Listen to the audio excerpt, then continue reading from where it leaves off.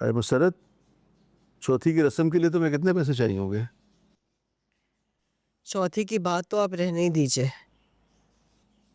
अब क्या हो गया? आपको क्या जरूरत थी असद की हाँ में हाँ मिलाने की, उसकी हर बात मानने की? अरे वो जो आशिर की दोस्त है उसकी बहुत अहमियत है, ससुराल वालों की कोई अहमियत नहीं। उनके घर बाद में जाया जा सकता था ना, मगर नहीं। हमारी तो कोई हैसियत ही नहीं है। आपको पता है मुझे अपनी बहन के सामने कितनी शर्मिंदगी उठाना पड़ी है मना करने के लिए। और आप अच्छी तरह से जानते हैं सुल्ताना के दामाद को। अरे कैसे अपनी सास के आगे पीछे करता है, उनकी हर बात मानता है, उसके इशारों पे नाचता है। जो सास ने कह दिया समझो पत्थर पे लकीर है। तो तुम क्या चाहती हो? तुम्हारा दामाद भी तुम्हारे इशारों पर चले, कठपुतली बन जाए, हाँ में हाँ मिलाता रहे बस? अरे मैंने ऐसा कब कहा कि मेरे इशारों पे नाचे? लेकिन मैं सास हूँ। अब एक बात अगर उनकी हमने मानी है तो क्या एक बात हमारी नहीं मानी जा सकती थी? कोई हैसियत हमारी है कि नहीं? बस कर दो मुसरत। तो दामाद है, बेटा नहीं। दामाद की अपनी हैसियत होती है। बेटी को खुश देखने के लिए दामाद की बात माननी पड़ती है। और कभी कभी दामाद की नाजायज बात मानकर उसका मान रखा जाता है। आपकी बातों के भी क्या कहने, क्या जवाब दूं मैं आपको? हाँ, वैसे आपका रवैया कैसा था? ऐसा ही था ना ससुराल वालों के लिए? तो क्यों मना करेंगे आप? क्यों कुछ कहेंगे असद को? खून जो है वो आपका। जितनी मैंने तुम्हारी अम्मी की बात मानी है ना, कोई और दामाद होता तो पता चल जाता तुम्हें। और हाँ, ये सुल्ताना की बातों में आकर दामाद से कोई उल्टी सीधी उम्मीद मत बांध देना।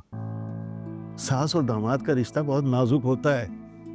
हमारी छोटी सी गलती हमारी बेटी की जिंदगी पे असर डाल सकती है। ये तो अपने हैं, आदत को जानते हैं इसलिए बर्दाश्त कर लेते हैं। लेकिन अनाया की दफा में अपनी जबान को बंद रखना, चुप साध लेना। आई समझ में? पल्लू से बांध लो मेरी ये बात। आपसे तो बात करना ही फजूल है।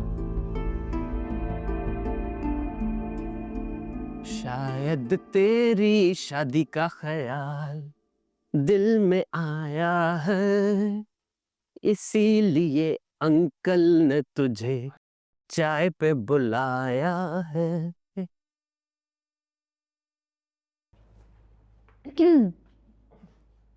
वैसे किसको चाय पे बुलाया? नहीं भाभी, वो तो मैं ऐसे ही गाना गा रहा था। गाना गाते वक्त ना काम का पता नहीं चलता, इसलिए। असद के कपड़े भी तुम ही प्रेस करते हो?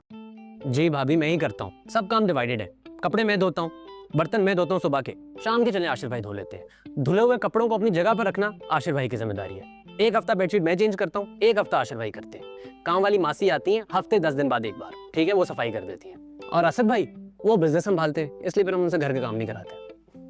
और तुम्हें और आशिर को बिजनेस का कुछ नहीं पता? नहीं भाभी, और सच पूछे तो इंटरेस्ट भी नहीं है। हमें औरतों के कामों की इतनी आदत पड़ गई कि मर्दों के काम भूल गए। वैसे भाभी आपसे एक बात कहूँ, आपके साथ बड़ी नाइंसाफी हुई है। वो कैसे? वो ऐसे कि आपके देवर औरतों के सब काम जानते हैं, ये चुटकी बजा के सब काम कर सकते हैं। इसलिए अब आप चाह कर भी इस बात पे नहीं लड़ सकती कि औरतें सब काम करती हैं, मर्द गने दोने पता चले। रोहान, बहुत बोलते हो तुम, बहुत ज्यादा। वैसे औरतों को बहुत अच्छा समझते हो तुम। बहुत अच्छी तरह। चलो काम कर लो अपना पहले। क्या हेल्प चाहिए तो बताना। नहीं कोई हेल्प नहीं चाहिए, हमारा रोज का है। शायद तेरी शादी का ख्याल दिल में आया है।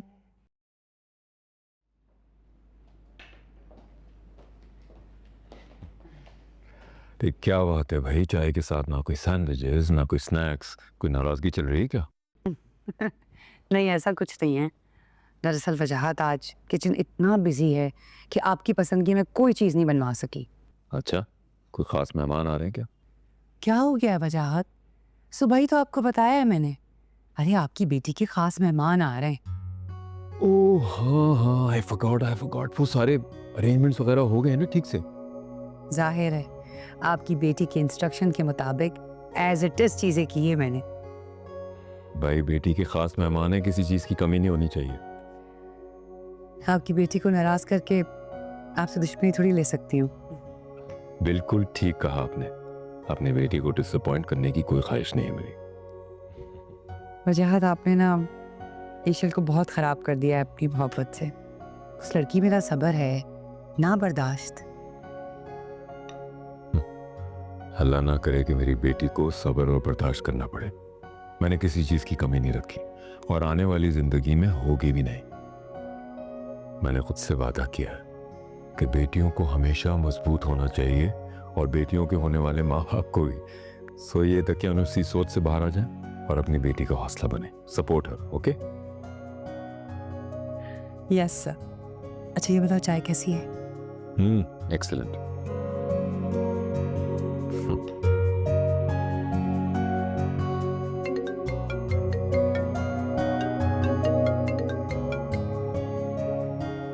को मम्मी, मैं आपको ही फोन करने वाली थी। अरे बेटा, तुम क्या रुखसत होकर गई यहाँ से? तुम्हारे अब्बा तो जैसे आजाद हो गए समझो। क्या हुआ है अब? फिर से आप दोनों ने झगड़ा किया? असद की हर बात मानना जरूरी थोड़ी है।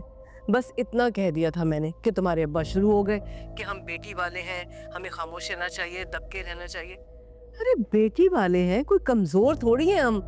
लेकिन नहीं, तुम्हारे अब्बा तो यही चाहते हैं कि बस हम खामोशी से उनकी हर बात मानते चले जाएं। ये आजकल का दौर ऐसा थोड़ी है बेटा।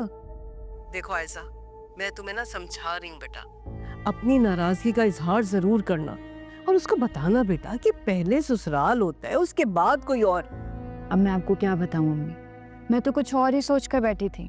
मुझे लगा था अपनी नाराजगी का इजहार करूंगी, नाज नखरे उठवाऊंगी, लेकिन यहाँ तो सब कुछ उल्टा है। मुझे ही असद को मनाना पड़ रहा है। क्यों, ऐसा क्या हुआ? उन्होंने मुझसे ही पूछ लिया खाला के घर दावत का। अब आप ही बताएं क्या कहती मैं? मजबूरन झूठ बोलना पड़ा, बस लेक्चर देना शुरू कर दिया। अरे मतलब तो ये है बेटा कि असद अपनी अहमियत मनवाना चाहता है, बिल्कुल तुम्हारे ताया अब्बा और तुम्हारे अब्बा की तरह से। अरे बेटा, पहले तो जैसे तैसे करके गुजारा कर लिया है, लेकिन अब तुमने असद को अपने काबू में करके रखना है। समझ आ गई तुम्हें? अम्मी, अपनी बात मनवाने के लिए सामने वाले की बात भी मानना पड़ती है, तभी सब कुछ आपकी मर्जी से चलता है। और आप देखिएगा, बहुत जल्दी असद की मर्जी मेरी मर्जी में बदल जाएगी। अरे बेटा, लेकिन मैं तो शर्मिंदा हो गई ना। अच्छा अम्मी, अब आपको ना कोई जरूरत नहीं अब्बू से झगड़ा करने की, जाएं और मनाएं उन्हें। ओफो भाई, कर लूंगी बात तुम्हारे अब्बा से, मना लूंगी मैं उन्हें। अब तुम वो जाओ, तैयारी करो डिनर की, वो इशल के यहाँ जाना है तुम्हें। अम्मी, आपको पता है आपका शक बिल्कुल सही निकला। आशिर और इशल एक दूसरे को पसंद करते हैं। आशिर ने मुझे खुद बताया है।